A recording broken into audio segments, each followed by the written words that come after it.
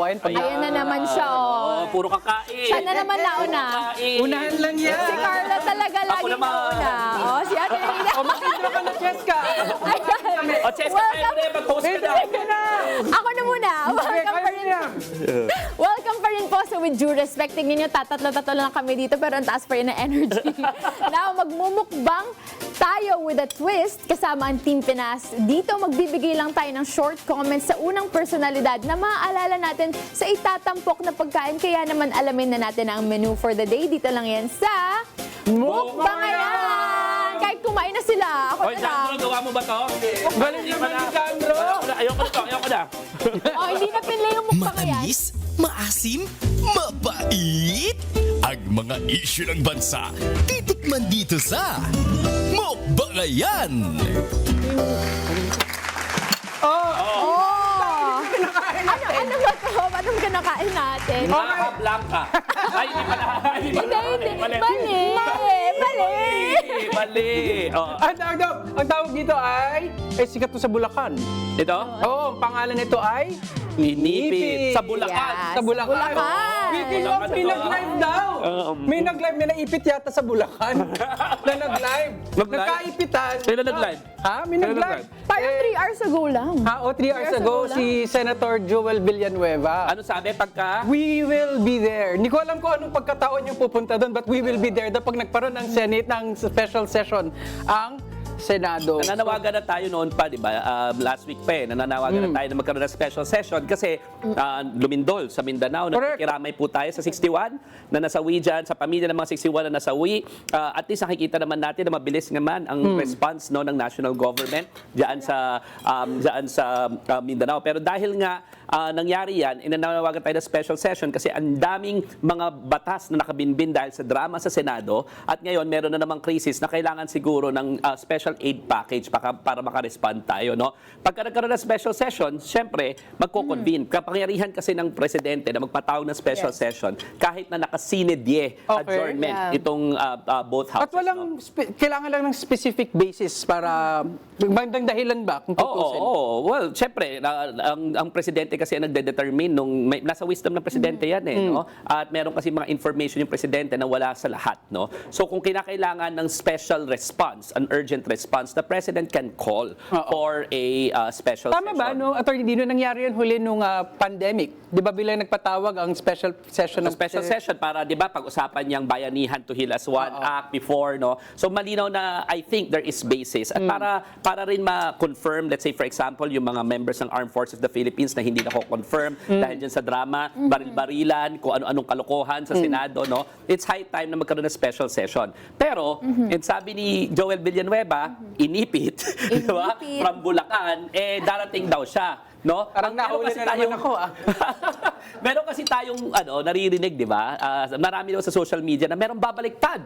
Babaliktad? Na isang senador. No? Kailangan naman makakita ng tama, no? At pumanig sa nararapat, di ba? You know, Jesus is Lord. Agree. Di ba? And I think the sovereign Lord wants us to go to the right direction. Di ba yung ambassador ni Lord Jesus Christ yung kausap mo? Yun naman yung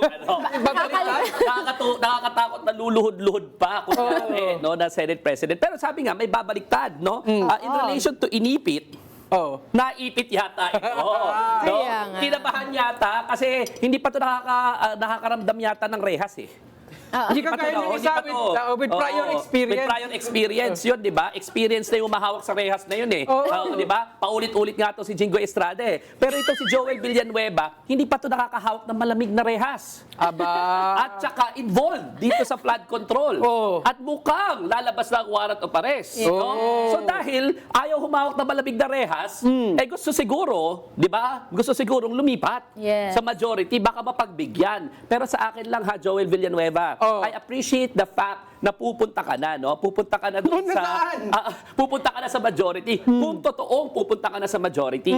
Pero tandaan mo hindi mo dapat pinupolitika ang hustisya. Tama. So kahit na pumunta ka sa majority, I tell you, yung batas, tutugisin ka. Yes. Tutugisin ka ng batas. Majority ka man, minority ka man, ano man ang simbahan mo, ano man ang relihiyon mo, ano man ang kulay ng balat mo, ano man ang political beliefs mo, kung sangkot ka talaga sa plunder na ito, tutugising ka ng batas. Tandaan mo yan, ha? Joel Villanueva. Maski test naman ka man. Kahit test naman ka man, di ba? Alam mo, medyo nakawala ka na noon eh. Di ba? Ano yan? Sinuspend at tinanggal yan. Di ba nga may secret decision ng Ombudsman? Naalala na naman Naalala natin. na naman. Pinag-iinit mo na naman ulo ko eh. Joel Villanueva. Nasa Di ba? si ano? Tinanggal ka na dati ni Conchita Carpio Morales. Oo. Di ba? Tapos biglang nagkaroon ng kung ano-ano mang delay doon sa implementation. Tapos all of a sudden, wala na.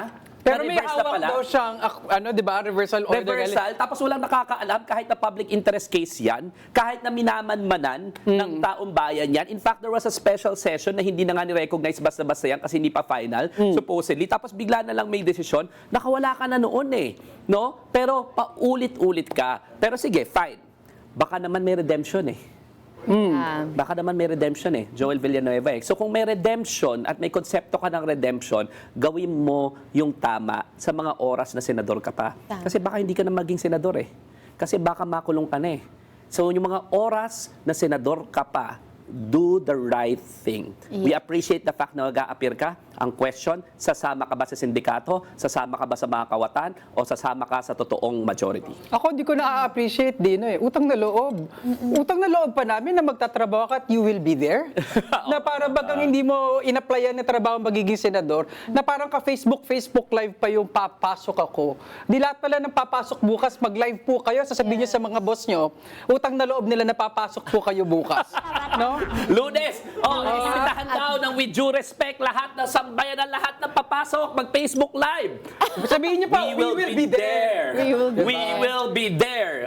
Thank you ha, Joel Salamat. Villanueva. Tapos hi po sa 2,100 namin ng live Wow. followers. 2,200 na. 2,200. Iba talaga nagagawa ng inipit. Ang sarap kasi, di ba? Pero habang kinakain ko itong inipit, inisip ko, bakit kailangan pang maipit ng isang senador para lang umappear at umattend ng session para sa kanyang trabaho?